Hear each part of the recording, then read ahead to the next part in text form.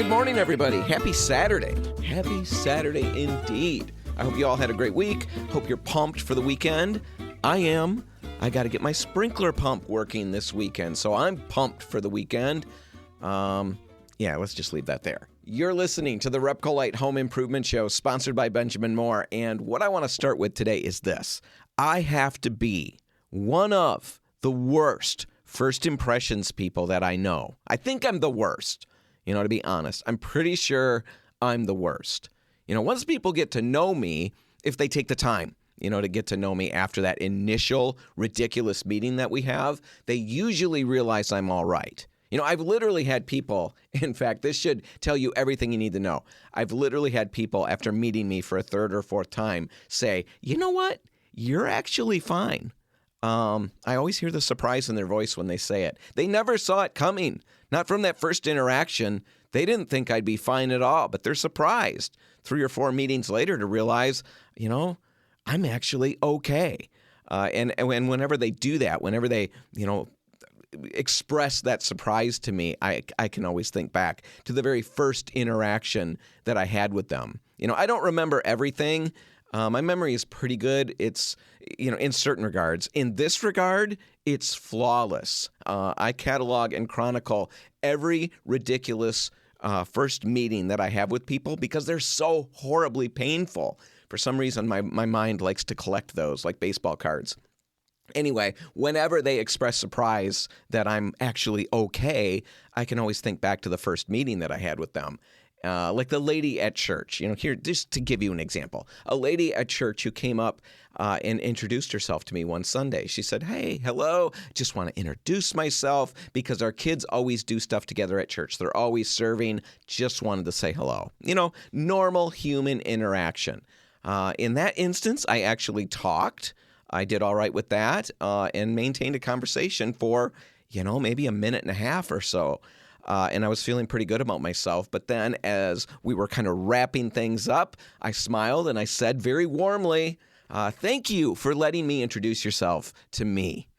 And my daughter, who was there for the whole thing, is still laughing about the look on that poor lady's face as she, walked back to her car, just kept looking over her shoulder back at me to see if I was real or something, She was completely flummoxed. She didn't know what to say to my ridiculous statement. Someday I'm going to meet her, and it's going to be like the third or fourth interaction, and she'll probably say, you know what? You're actually fine.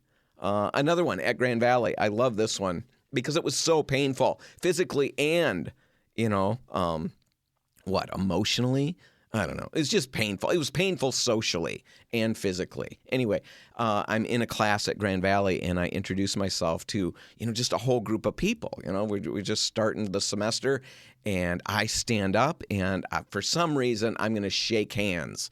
I'm just talking to people. I'm doing everything right is what I'm thinking. I'm not shrinking from physical contact. I'm shaking hands. I'm making eye contact. I'm announcing, who I am and all the things you're supposed to do when you meet people. And I'm doing that. And I'm feeling pretty good about myself, except for the fact that I leaned on the desk, the desktop, to reach out and shake somebody's hand. And this desk was designed by somebody, some sadistic person who only put legs under the chair. That was the support system for this desk that we would sit at. The chair had 4 legs under it, and the little tabletop, none. So when I leaned on that, you can only imagine what happened. I went tipping forward. The desk went flying across the room, knocking over other desks. It was chaos, for about 10 minutes or so as people were laughing. As the lecture starts, people are still laughing, and I'm sure they're laughing about me. Later on, I'm doing a group project with one of those people, and I get that same old standard response. The guy says, hey, you know what? You're actually all right. You're actually fine. I'm actually fine. Am I, though? Am I really fine? I wish those were my only 2 instances of that, but I've lived an entire lifetime of them. I mean, maybe not when I was a baby. Maybe I could do all right then, but at least 50 of my 52 years have been painful first impressions. And if you don't believe me, come to some Repcolite event sometime and find me. I'm usually there. Start a conversation and just wait for it. Bring your popcorn. 9 times out of 10, I'm going to do or say something absolutely ridiculous. And then watch my face, because it'll register how ridiculous I've been, and then it just gets worse. All right? So do that. All right, first impressions. They're not and never have been my strong suit. And that brings me to the paint point. And of course, there's no way I'm going to try to give you advice on, making a good first impression in a social setting. That's a mystery to me. That's a treasure chest I will never be able to unlock. I'm never going to get there. But I can talk about first impressions on another level, on the home level. And when it comes to our homes, the first impression, pretty much every guest, visitor, traveling salesperson, you name it, every passerby, the first impression they have of our home, it's usually our front door. People take in and check out all different aspects of our home's exterior. I get that. But the primary focal point is always that front door. Even if people don't use that door as the main entrance, it's still the part of the house that first draws your eye. And we know that's true because when we walk past houses, that is what we notice. I don't know if it's just because normally they have, a bright pop of color there compared to the rest of the home. I don't know what it is about it. Maybe some psychological thing about the door and the entrance to the home. But that's where our eyes are drawn as we walk past houses, unless it's dark, unless it's evening and dark and the windows are open. Then everybody looks inside the house, right? We try to act like we're not doing that, but we're all scoping out their decor or trying to figure out what's on TV or something like that. But if it's normal, if it's daytime, you're generally checking out that front door, and that front door is so important. It sets the tone for the entire exterior of the home. A new paint job in a perfect color on that front door can dramatically boost the curb appeal. And honestly, it can even make your home look better maintained and more valuable, all for the cost of a quart of paint and a little bit of time. So painting your front door, it's easily one of the fastest and most affordable ways to freshen up your home's exterior. And that's really important, right now in an economy where everybody's, a little bit up in the air, not sure where things are going. Maybe you've got remodels that you'd like to do, but they're kind of on pause right now. This is a project you can jump into, you can feel good about, and it's going to have a huge impact for very little money. All right, let's get to the project. And to begin with, you need to start by picking the right day to do it. And there are a number of things to think about when I say look for the right day. First off, you want to look for a day when the temperatures are somewhere between 50 and 85 degrees. And yeah, I know that's a crazy big range, but I'm giving it because there are always people out there who want to know, how hot can it be when I put the paint on? How hot before it's too hot? If you're one of those people, the 85 is too hot if you're using latex paint. But with that said, it's going to be ideal if you can work in temperatures a little bit below that. All right, so work in the right temperature range. That's first. Second, choose a day when it's not too windy. Right? Too much wind can cause the paint to dry too quickly. Third, you've got to choose a day when the humidity is in the 40 to 70% range. That's ideal. That's what you're looking for. Fourth, choose a day when rain isn't predicted for the next 24 hours. And fifth, oh my goodness, who believed there were 5 points I was going to make about choosing the right day? Fifth, and this one's not really a weather condition, and it's not so much about picking the right day. It's about working in the right time frame.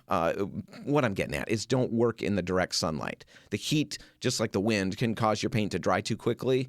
And similarly, don't start painting a surface that's recently been exposed to direct sunlight. Or at least check that surface temperature before you start. A door that's in the shade now, but that's been exposed to the sun for hours, can often be way too hot, and it's going to cause the paint to dry quickly. All right? So pay attention to weather conditions, the predictions that are coming, and the surface temperature of the material that you're painting. Keep all of that stuff in mind. Pick the right day and the right time to do your work. All right. Next, you've got to gather your supplies. All right. And I've got all of this online at repcolite.com/front doors if you want to go and check it out. If that's just easier than listening to me, or if you want to, double check, you're not taking your notes. Maybe you didn't have your little Repcolite Home Improvement Show notepad out ready to go, or your pen was dry. It's frustrating. You licked the end of it. Still didn't work. You well, you couldn't find another pen. I don't know what I'm even talking about. First impressions.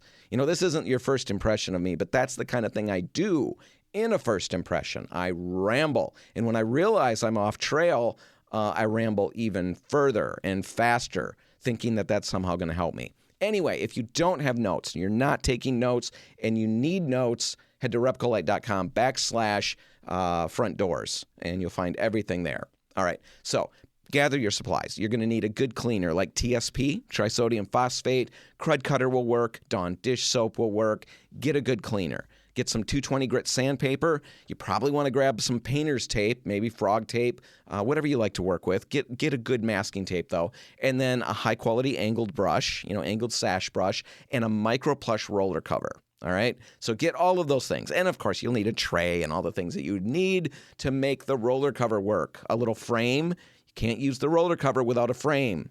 You can't pinch it between your fingers and make it work. You need the frame. So get all of that stuff. Now, when it comes to the paint, I would recommend Benjamin Moore's Aura exterior in a soft gloss. That would work really well. Benjamin Moore's Regal Select exterior. That would also work really well. Both of those are going to offer incredible durability, rich color. It's going to retain the color. It's not going to fade very quickly. And it's going to really make the door look great. So those would work. Repcolite's Endura is another option that will hold up just like those Benjamin Moore products. So 3 different options there. Again, that's all at repcolite.com/front doors. All of those recommendations are there. You can check them out. All right. So you've got all of that stuff together, right? Now it's time to actually start prepping the door and doing the work. And I think probably what is the prudent thing to do is to take a break right now, play some commercials, and then actually get to the project itself, the work of the project on the other side. So stick around, hang with me. We'll be back in just a minute.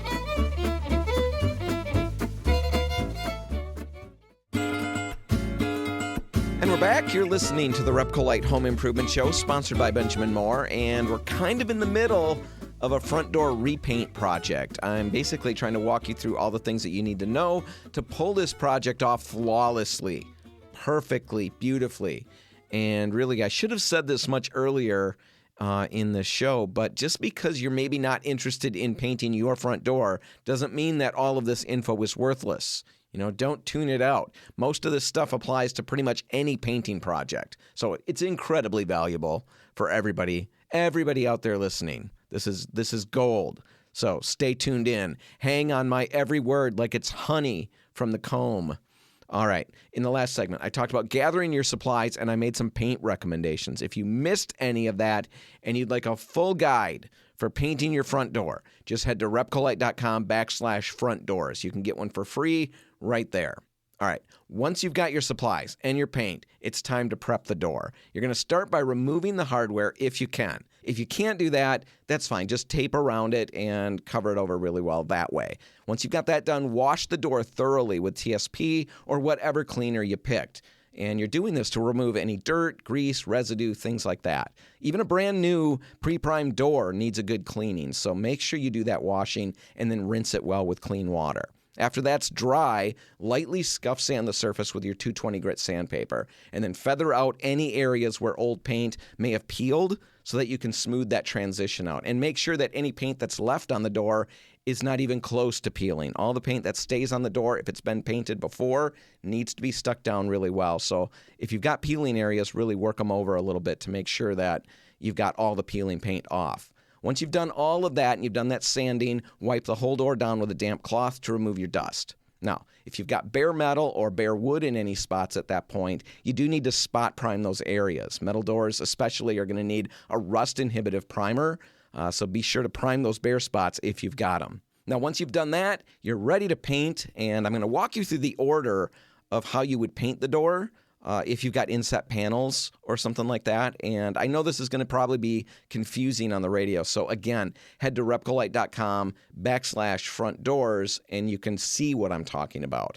But anyway, if you've got inset panels, that's where you want to start. And you're going to brush carefully into the corners and the edges. Then you're going to use a microplush roller cover to roll the panels themselves. And something that works beautifully for projects like this are the Worcester Jumbo Coaters. I talk about them all the time on the show. They're 4-inch mini rollers, and what sets them apart from other mini roller systems is that the little Jumbo Coater covers match the larger Worcester covers exactly. You know, the same nap, the same materials, all of that. So basically that means you can roll part of the door with a larger cover if you want to, and then the smaller sections with a Jumbo Coater, and the way the cover leaves off the paint will be identical no matter which cover you use. That's really important and really cool. So check out those Jumbo Coaters. They're definitely worth picking up.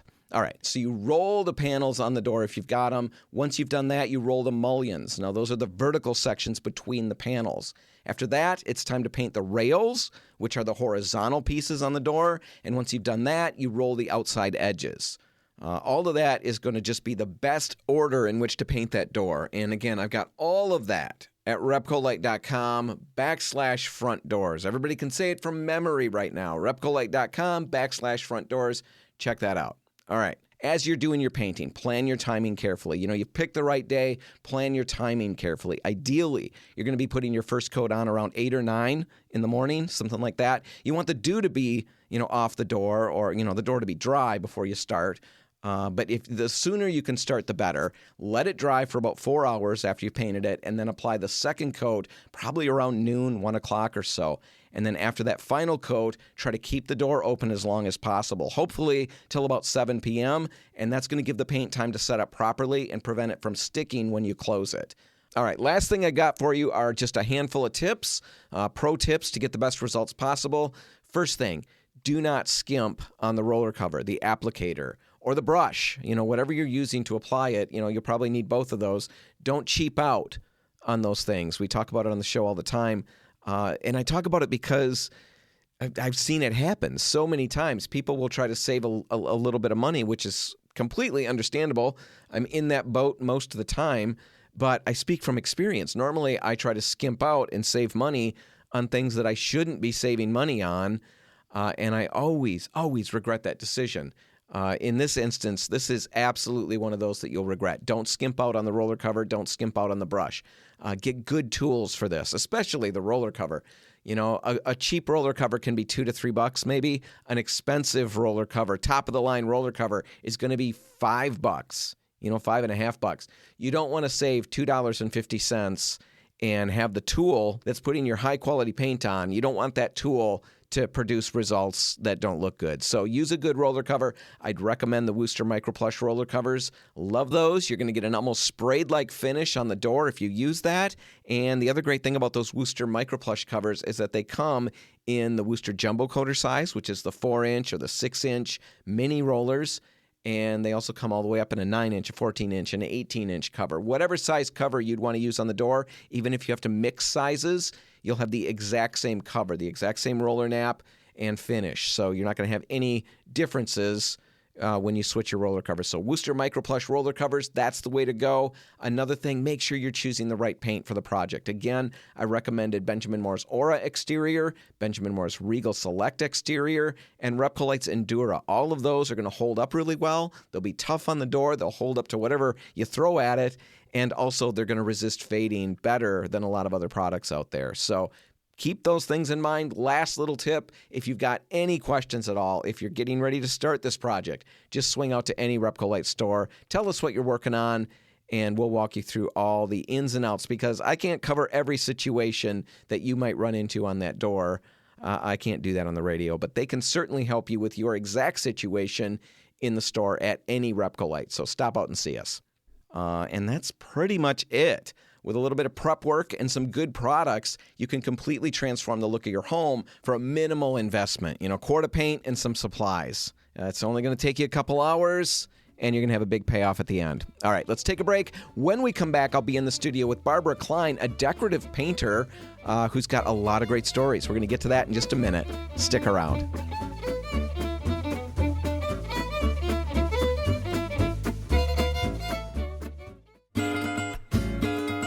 And we're back. You're listening to the Repco Light Home Improvement Show, sponsored by Benjamin Moore. And right now, I want to play a portion of a conversation that I had earlier this week with Barbara Klein, owner of Creative Impressions. Now, Barbara's a decorative artist, and she's been doing all sorts of faux finishes on walls since the late 1990s. Now, what I'm going to air is just a small portion of the full conversation. You can find the entire interview on Repco Light's YouTube series, The Interviews. So by all means, check that out. But for right now, here's Barbara. So let's go way back. Before faux finishes, before doing decorative walls, doing all of those things, you were in respiratory therapy. Correct. What in the world was that jump like to go from medicine to painting? Tell me about that.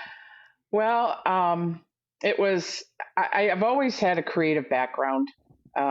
It's always something I've dabbled with. And respiratory was something that was a 2-year school for me. It was easy. It was going to make good money. But it just wasn't filling my soul, if you will. And the medical field just got too complicated. And how long were you doing this respiratory therapy stuff? I was doing it for over 20 years. Oh, so good long time. And teaching CPR as well. And just in 1998, I took a couple little decorative painting classes in a store in a city near me and got the bug. Started doing it for myself, started doing it for family and friends. And they said, you're really good at this. You should consider this being a business. And having young children, it was something that I could work my schedule around them and daycare. And I actually did both jobs for a while. The respiratory therapy and the faux finish, trying to do the faux finishing. Yeah. And then in 99, I joined an organization called, at the time it was called Sally. And then it changed to IDEL, which is, Sally was Stencils Artisans League. Okay. Because back in the 80s, stenciling was very big. And it was the thing in the 80s. Yeah.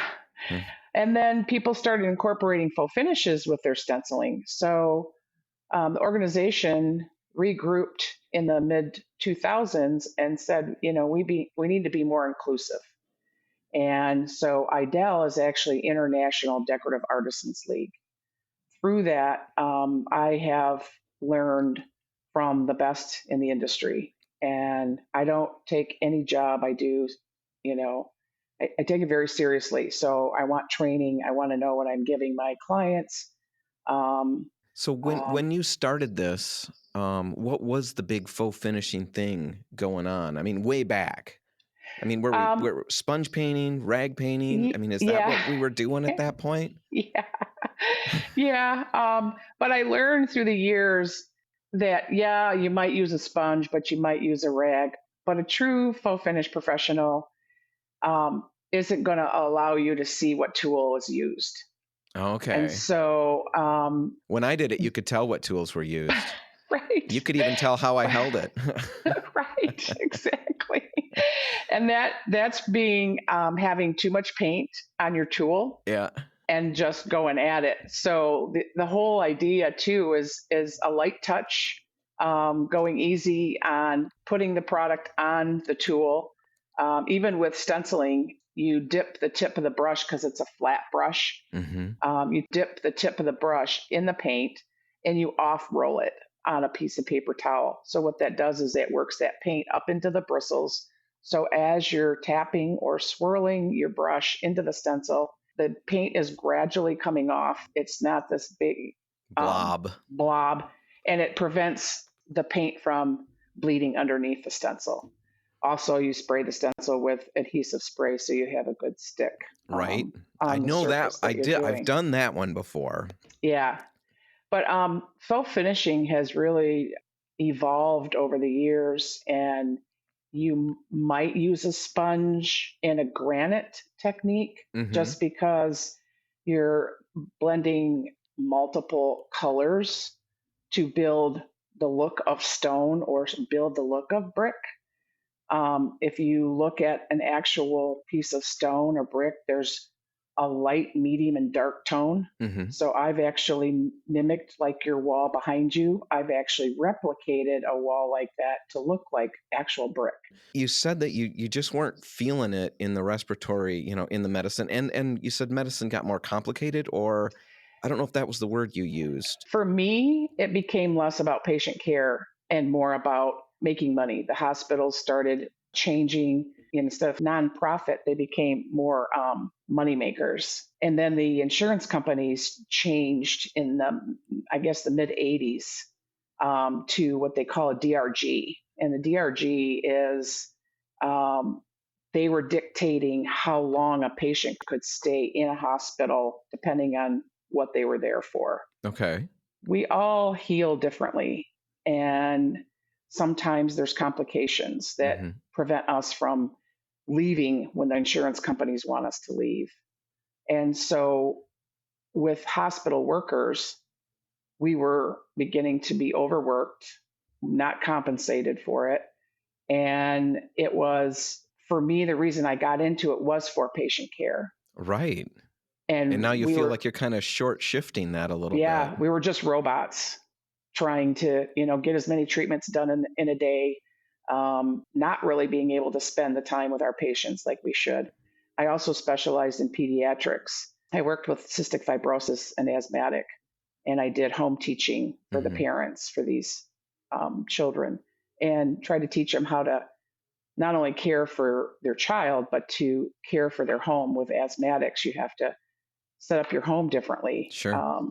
due to dust and carpets and smoking. And so I was teaching as well as, doing the therapy. So with respiratory therapy, you're working with the heart and lungs. So you're really a heart and lung specialist. It's very part of me. I'm still very passionate about my knowledge that I know from the years of Mm-hmm. working in respiratory, but it just didn't fulfill me anymore. And so, and having a young family as well was very difficult. So what made this switch? I mean, what made you go into, from that to faux finishing, or creative? I love paint, color. It brought me joy, and it became a passion of mine. I just really loved transforming people's homes. You started with your Um, own, you said, and then you had yep. friends say, "Hey, you got something there." Did you have And artistic ability like before this? Was this something that you already knew you had? well, I believe we all have a creative side. It's just whether you embrace it or not. It comes from your right side of your brain. Mm-hmm. So I believe that color really dictates a mood to a room. There are some clients that I have worked with that are very specific about how a color allows them to go into a room. I had one client that I changed, even though she had it painted and Mm-hmm. she had a designer in there redesigning her TV room. She couldn't go in there because the color was it was in the blue family and there was just too much blue in that room, and she goes, I can't go in there, I She just don't can't like. go in there. She hated it that Yeah, it was. badly. Yeah, so what I did, instead of really changing the whole process there, Mm-hmm. she had a lot of off white in there. So what I did was I took a paint, I added a glaze, and I did an off white strié over her blue. And the strié is done with a wallpaper brush. Okay. So Oh, you're yep, putting yep. the paint on and you're striating through it to leave that linear design through there. Mm-hmm. And so her blue still poked through, but it wasn't dominant. It muted And it. and it really coordinated all the fabrics and stuff that she had in her room, and it was more inviting for her then. Have you ever done ceilings? Have you ever done? Oh yeah. What are some of the most common Um, things you end up doing on a some ceiling? ceilings have been with metallic textures troweled on, and some have been Venetian plaster. Sometimes it's stenciled. I have stenciled medallions around light fixtures. I do also with stenciling, I also do embossing. So the texture medium is troweled over a stencil. So when you remove the stencil, now you have a 3D image of that design. Sure. Ceiling work is tough. Yeah, It's talk tough about on that. my What's neck. the system look like? I mean, are you on a scaffolding? I just watched The Agony and the Ecstasy. Have you seen that? It's an old movie with No. Charlton Heston. Oh, And no. Charlton Heston is playing Michelangelo, and he's painting the Sistine Chapel, and he creates these huge scaffolds, and he's laying up out there Yeah, painting yeah, it. How do yeah. you do it? Well, so I worked on in the mid 2000s. I worked with another artist on an 18,000 square foot home up in Holly, Michigan, and we were on scaffolding there, not on our backs. um, I actually was in charge. The girl whose job it was did not like stenciling. She knew that I was good at it, and so she hired me on to do in this 18,000 square foot home. All of the stenciling was done by me and possibly an assistant. Mhm. On the main floor, I did 1,500 square feet of ceiling with a Moroccan design stencil. It took me a month and a half with an assistant. Wow. Oh my Yeah, goodness. it was the main living space was very huge, but I had to. Fortunately, one of the contractors on the job site, because there was about 60 people working at this home on a daily basis, they taught me how to use a string line to keep my stencil pattern straight Hmm. because you have to go linear down a line and there's registration marks that help you keep it in a line, Yep. but then you have to move the stencil over to do the next row. And so to keep my rows straight, the string line was like, an answer to my prayer. Yeah, we were on scaffolding the whole time. We used the little neck braces so we have something to lay our head on. Yeah. Oh my Yeah. goodness. How long straight would you do that before you'd take a break for the day? Like, I mean, Well, we were usually you would. working 8-hour days? Oh, yeah. Oh, Yeah. Yeah. It was a lot. how'd you drive home? Head up in the Right. air? Well, fortunately, the girl we worked for gave us a massage that me and my assistant gave me a massage after that month and a half of just Wow. doing just that. So it was a faux finisher's dream and a faux finisher's Nightmare nightmare. all at once. How long ago was that? Back in the 2000s. All right. Yeah.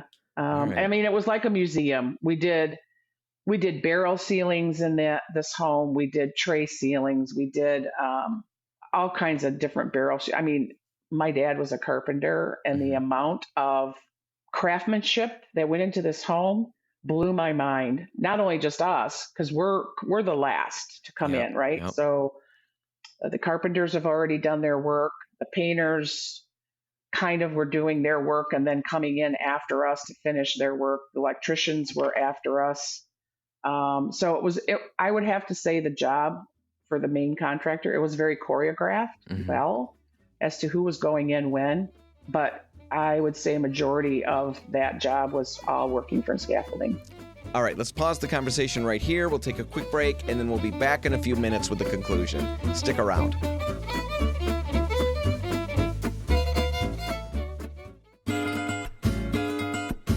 And we're back. You're listening to the Repcolite Home Improvement Show, sponsored by Benjamin Moore, and I'm continuing my conversation with Barbara Klein from Creative Impressions. And if you missed the first part, don't worry, you can catch that full interview in all of its glory on our YouTube series, The Interviews. So head to Repcolite's YouTube page, check out the interviews. There's a whole bunch of good stuff there.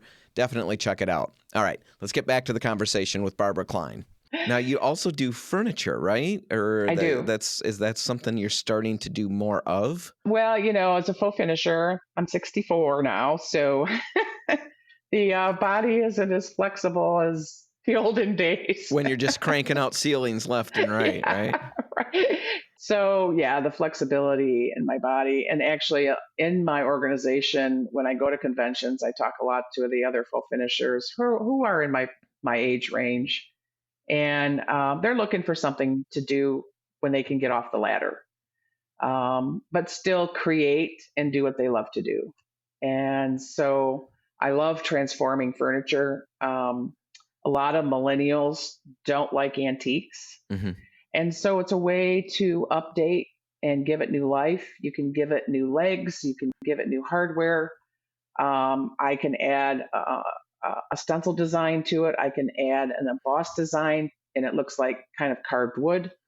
Well, and I work with foils, and foils came from the furniture company originally. And there's a pattern to foils, or there's Explain more hologram. about foils, just for people who have no idea. Foils are done where there's a decorative foil attached to a cellophane. The cellophane is actually on top. So if you're going to use a foil, you have to put an adhesive down, let it dry so there's tack.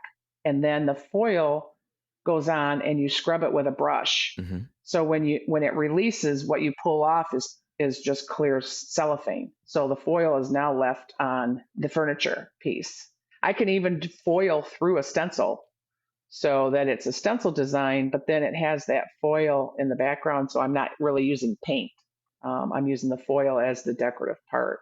And there's cowhide, there's animal print, there's hologram, there's all kinds. There's a stencil, or there's a foil company in California. She's got florals, and she's got all kinds of categories.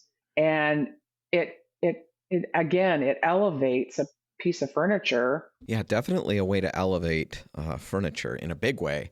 Now, in the last little bit that we've got, I know your dad was a carpenter, and I know that he taught you a fair amount about, carpentry and all of that. I'm curious how that went down. Did you follow him around as a little kid? I followed him around, as long as he allowed us to. Sometimes it was, he didn't want the kids in the room, but sometimes we were the laborers for him, going and picking up his scraps. And actually the house, God rest his soul, he died in March of 2020 from COVID, but he had other health complications.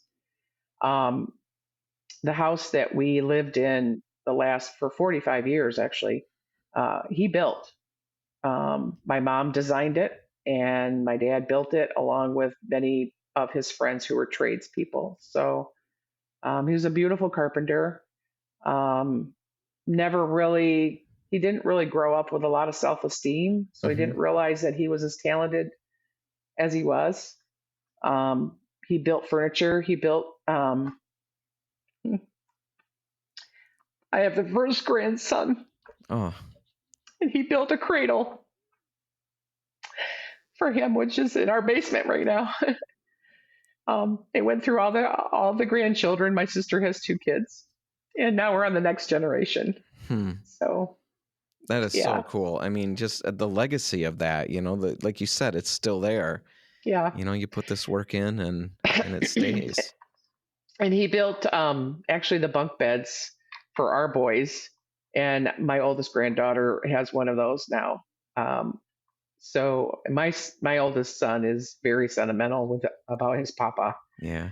And he doesn't want to give anything away that belongs to him. So you learned a fair amount from that? I mean, what do you build as well? Do you do a little carpentry stuff? I don't build, but I have an understanding. I mean, I can change a light fixture.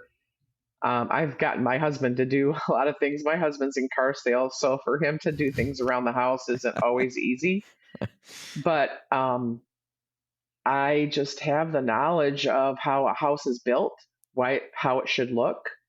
So when I hire contractors for my own stuff to be fixed, I probably am a big thorn in their side by the time they leave here. You know what you want, and you know what's possible and what should be. I know what it should look like, and I have such an eagle eye of precision that I bet they love working for you. Well, I just have expectations. Do you have a website that we can check out, or how do you have your stuff out there? I am on LinkedIn. I am on Facebook, and I am on Instagram. All right. I'll put links to all of that in the description of the video, on the radio show, in the show notes. Barbara, thanks so much for hanging out with me today. Thanks, Dan. Thanks for having me. And that's going to do it. Remember, you can catch the full interview with Barbara by heading to Repcolight's YouTube page and then checking out our new feature called The Interviews. All right, last thing I want to leave you with this week is in regards to the first half of the show. Now, I talked about painting front doors, and I also doled out some brilliant, absolutely brilliant color advice. Now, if you're thinking about tackling a front door project, do yourself a favor. I talk about it all the time on the show. Our guests talk about it when they come on. Do yourself a favor and get the best paint that you can. You don't want to put in the work and then have to redo it sooner than you'd like to do it. So stop out at any Repco Light location. We'll help you get everything you need. All right, whatever you do today, make sure paint's a part of it. And remember, your next project is way easier than you think it's going to be. Stop out at any Repco Light and let us help. Have a great weekend, everybody, and I'll see you next week. I'm Dan Hansen. Thanks for listening.